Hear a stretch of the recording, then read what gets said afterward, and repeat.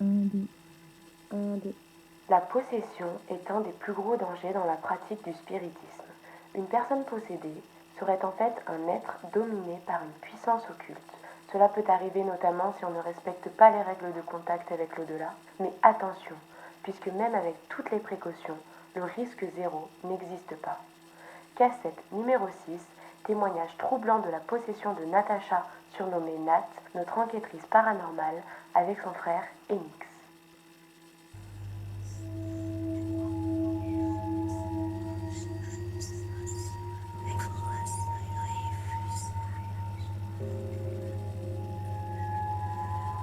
Il faut savoir qu'on cohabite tous avec des entités, on s'en rend pas compte. On se rend compte en fait du phénomène quand on tombe sur une entité mauvaise. La plupart du temps, c'est pas méchant. Ce qui est très mauvais, ce qu'on appelle ces entités, c'est base astrale en fait. On est vraiment voilà, au plus bas. Ils vont se nourrir de votre énergie en fait. Et la possession, c'est très vicieux dans le sens où on s'en rend pas compte. On met ça sur le compte de je suis pas bien, ça va passer. Puis quand ça commence à durer, c'est là qu'il faut commencer à se poser des questions.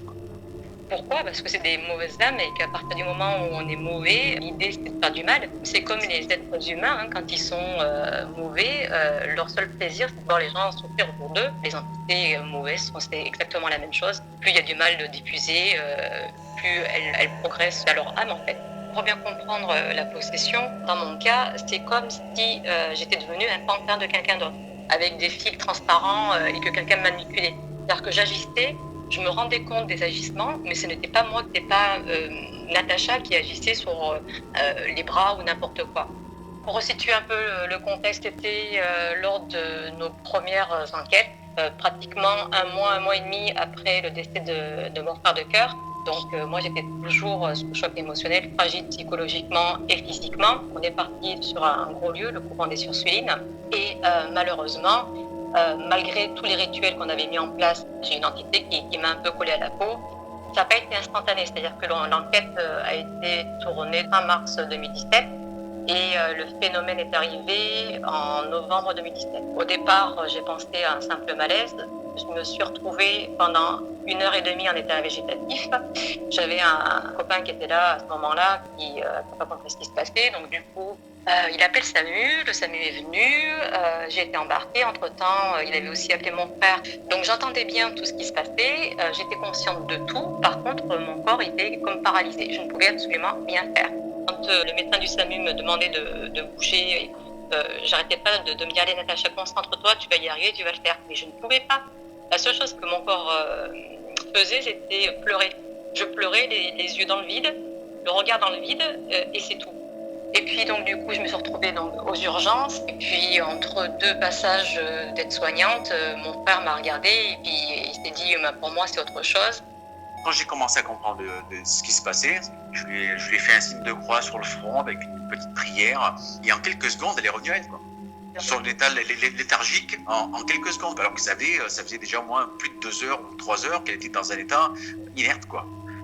Du coup, derrière, j'ai été prise en charge par un médecin. J'ai eu toute une batterie d'examens qui ont absolument rien révélé. Et puis, j'ai été libérée, je suis rentrée chez moi. Et les jours qui ont suivi, j'ai commencé à avoir un changement de comportement qui a été assez progressif. Je commençais à devenir un peu plus irritable. Ce qui a été assez frappant, c'est quand j'ai commencé à me regarder dans la glace et que dans le miroir, je retrouvais bien physiquement Natacha. Mais que quand je me regardais dans les yeux, je ne me retrouvais pas en fait. Je ne savais pas qui était cette personne-là. Et puis, plus le temps a passé, plus ça commençait à devenir compliqué. Je devenais de plus en plus agressive, etc. Jusqu'au moment où, devenant vraiment de plus en plus méchante, on a fait appel en fait à un prêtre exorciste. Il a voulu faire un Skype pour voir un peu ce qu'il en était. Donc du coup, avec cet ami avec qui j'étais, il lui a dit écoute, ce qu'on va faire, c'est qu'on va lui faire un test à Natacha et puis on va voir comment elle réagit. On va lui faire le test de la croix à l'aveugle et on va voir comment elle va réagir. Et donc du coup, il m'a placé devant la caméra. Moi, je m'en suis pas trop rendu compte à ce moment-là. Et au moment où il m'a fait signe de la croix dans le dos, j'ai eu la sensation qu'on me brûlait avec un fer rouge tout le long. À partir de là, le prêtre a dit tout de suite venez tout de suite en urgence, je vous prends.